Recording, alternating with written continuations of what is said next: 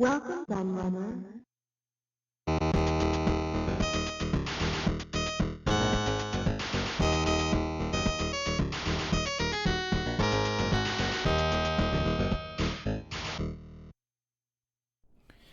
Hello everybody, Kieran aka the Laird here, and I'm back with a new hardware review.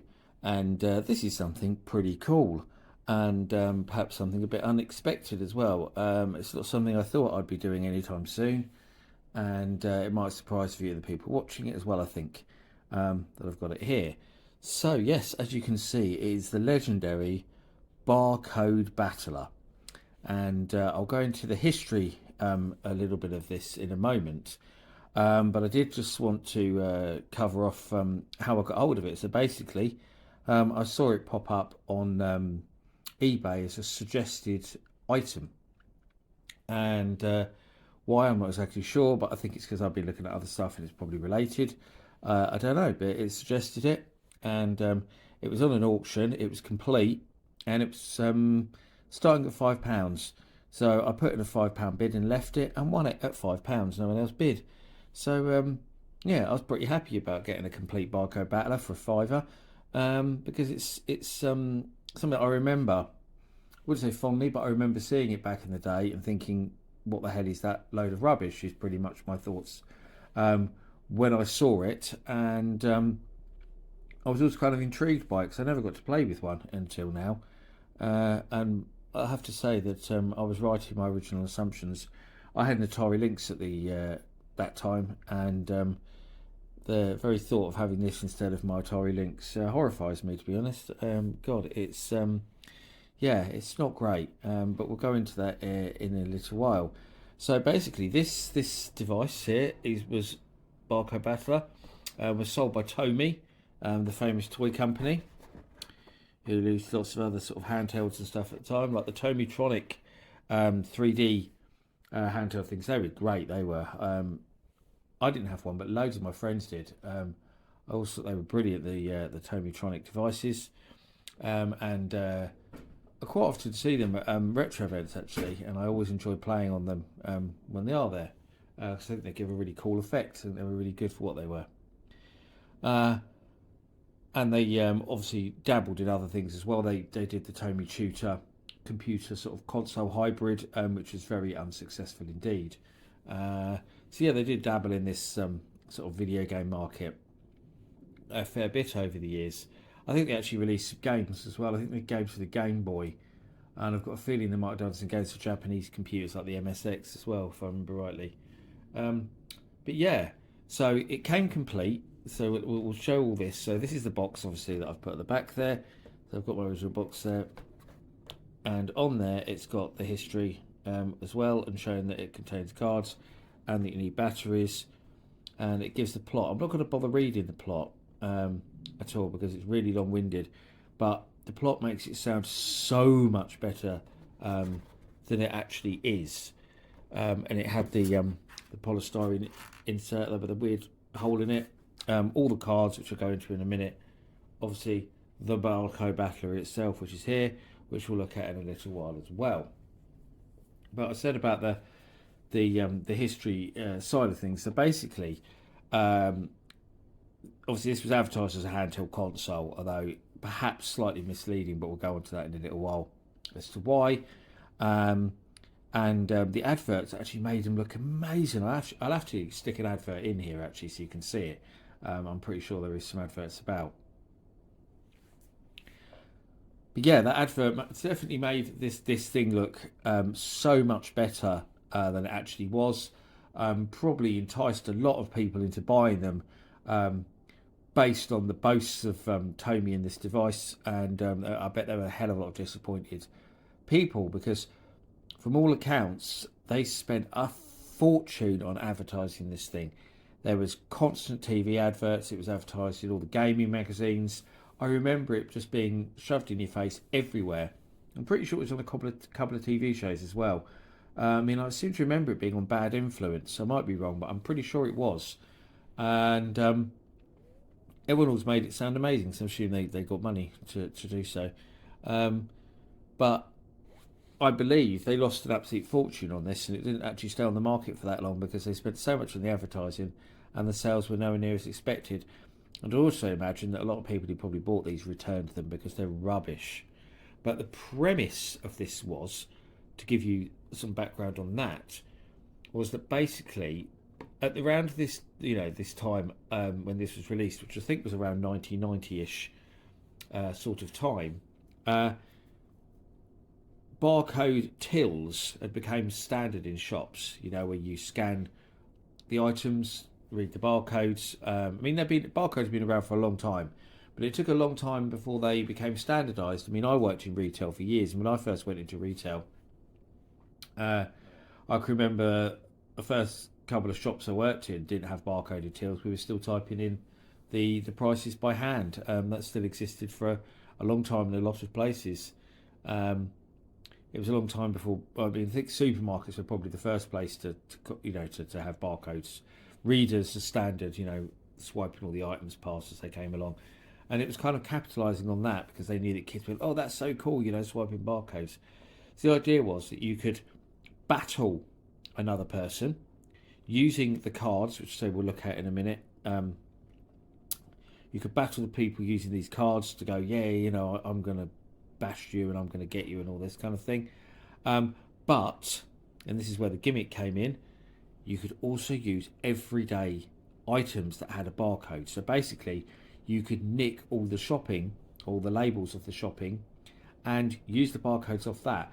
They did this thing like, can you find a legendary hero, So basically, I seem to remember at the time, there was all this sort of kind of, wow, these persons found the best hero and all this when they were trying to hype it up. And I remember something being a certain brand of beans had a really good barcode on it that was like an unbeatable hero, basically. And and it was like, okay, you're still not selling it to me. But that was how they tried to get people excited in it. So basically, you have weapons cards. So there's different types of cards. So they all have like images on them. So you have weapons cards, you have hero cards. There's a fist on it, and you need both of those. And you have enemy cards as well, because if you want to play one player, you've got to play against an enemy. Or obviously, if you're playing two player, you split the cards between you randomly, shuffle them, hand them out, and that's how you do that if you're playing two player. So kind of a bit like top trumps in a way, I suppose. But that's how that part of things works, basically. And you scan them along the barcode reader that's on the bottom, and we'll try and look at that in a minute because it's a bit finicky, and I had a lot of issues trying to get it to work when I was playing around with it earlier on. So we will have a look at that in a minute, and hopefully it works and behaves itself on camera.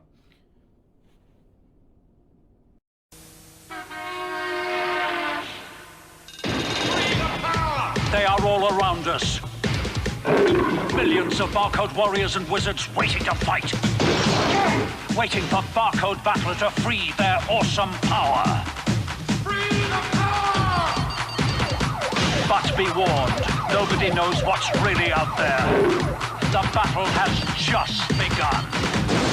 Barcode Battler. Free the power! The picture jump there is because someone knocked on my door. Very annoying indeed. Disturbing me while I'm making my video. But now, as I say, we're going to have a little look at the console and stuff itself. So we kind of had a look at the box already, really. There's not a lot to say. It's got all the descriptions, trying to make it sound good. Shows you everything that comes in it, tells you what batteries it takes, all of that kind of stuff that you expect. I've kind of showed you that already. It also did come, as well as the cards, which I kind of just showed you, it did come with this instruction booklet as well, personal battle manual. But the thing about this is I don't know if it's meant to be another manual, because this starts off with the story so far, explains it, a history of commerce conflict as well, which is just stupid as well. Then it goes into like an introduction of all the cards, so it shows you what every card does and what it means and what you need it for, etc. Right? And then goes through all the different eras of the different styles of cards, and then gives you some space at the back for writing stuff down. And basically what it suggests is when you find your own warriors from barcodes of things, you write down what they are. Basically, so you keep a note of the things that are good, the barcodes that are really good for different things. And that's it. I noticed there actually on that, I didn't notice that before, Tomy Manufacturing. It says at the bottom there, Epoch. So Epoch obviously invented it. Epoch were another quite famous company, Japanese electronics company, as far as handhelds are concerned, and consoles actually, because the Epoch cassette vision, Epoch Super cassette vision. And Epoch made a lot of like LCD handhelds and stuff as well. So actually another historic company that were involved in Barcode Battler. But yeah, this manual, the thing this doesn't do is actually tell you how to play it. So I don't know if there was another one that was supposed to be in there that told you how to play it. I mean, it doesn't seem to indicate on you anywhere on the back that there'd be anything else. It just says instruction booklet and battle manual included. So maybe there wasn't actually a separate instruction booklet, but this seems to suggest that it's both. But then doesn't actually contain anything about how you play it. So bit annoying, but there we go. You've also got some other cards I'll just show you. There's some blank ones, and what you did with these is so you could stick some barcodes. So I've actually already cut a load of barcodes out, so I wanted to test it. So for example, you could get a Pritt stick or some sellotape or whatever and stick that to your card, and then write down obviously what it is, because you've got notes, so you can write down the strength of that card and everything on the back. So that's quite good. There's another one here that gives you some hints about magic spells and survival and stuff like that, saving and reloading games, all of that kind of thing. And there's another special card somewhere now. What have I done with it? Oh, I spread all the cards out, and there's another card that I can't seem to now find.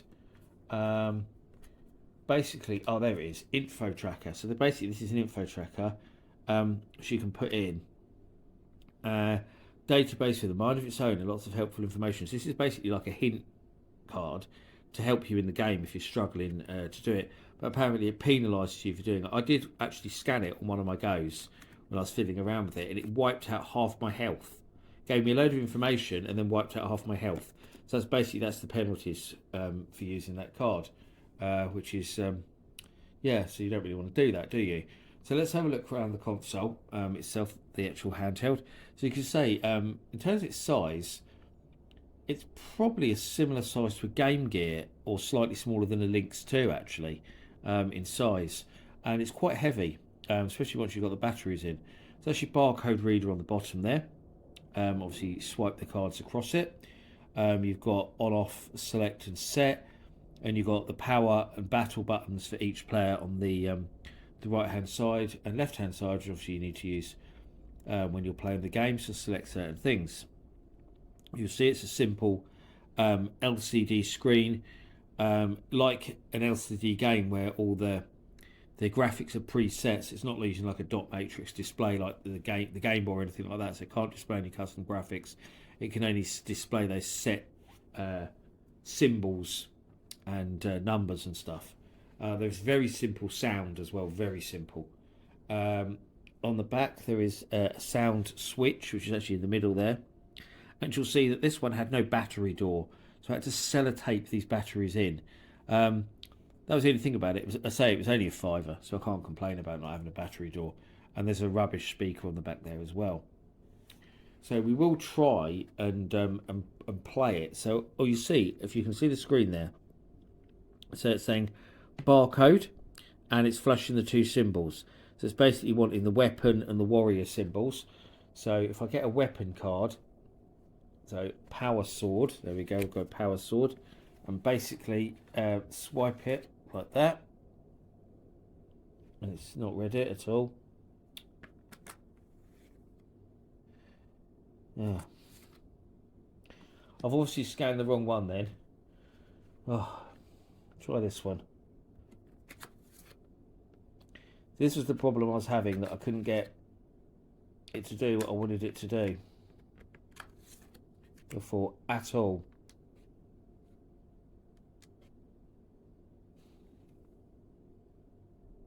Okay, I found the right card I needed to start it. I needed a warrior card. Sorry, I did it in the wrong order. I had to select who I was. So I'm Jam Bam. So that's my warrior. So I'll just put him in. So you'll see now that it's got up on the screen my stats. So there we go. We've got my energy, attack, and defense. So it's got the stats there, and that's it's still flashing. It's now flashing barcode again. So I think this is where I put in my weapon. So let's try rocket gun. See if that works.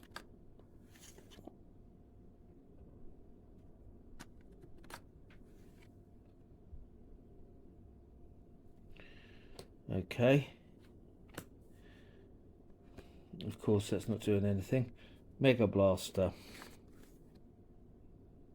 Oh, there we go. That's how I'm fighting. Sorry, I'm doing it completely wrong order here, but it just shows how confusing this is, because it just flashes and it doesn't actually always make it obvious what you've got to put in. So obviously you've got to put you in who you're fighting. So power input it says now. So there we go, flashed up. I don't know if you saw a power. Then it'll do the other way around. So that does 1,200 damage. You'll see there. So it's flashing between the two. So what we can do is, as I say, I've got all sorts of random things just to show that that works. So for example, here is a bottle of Bailey's tiramisu cocktail that my wife finished last night. So I've got the barcode which I've cut off the bottle here. So this should work. And of course now it's not working. Is it because I've got to press the button?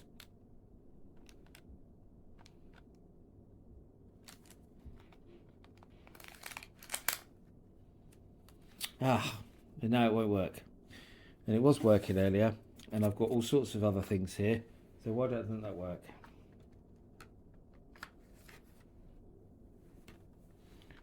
Right. So there we go. It's flashed up now, so it might actually work now.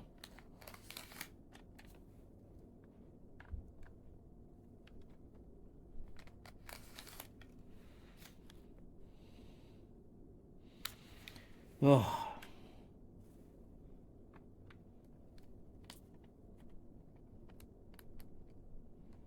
Miss. There we go, that did 1,100 apparently, the Baileys. So that's basically what you do. I scanned off all sorts of barcodes here, now I can't get half of them to work. So we've got a packet of Sweetex sweeteners, so we can scan that in there.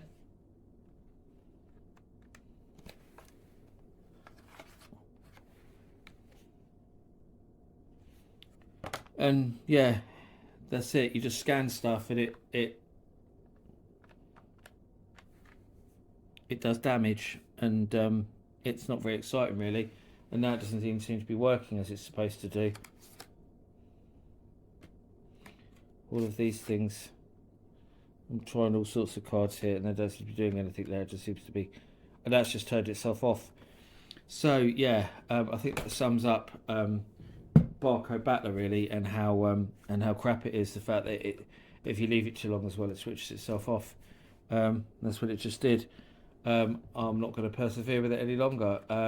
I think if I would have been a kid back in the day, and I'd got this for a present instead of a Game Boy or an Atari Lynx or even a Game Gear or anything else really for that matter, I would have been pretty bloody upset, because the thing is just terrible really.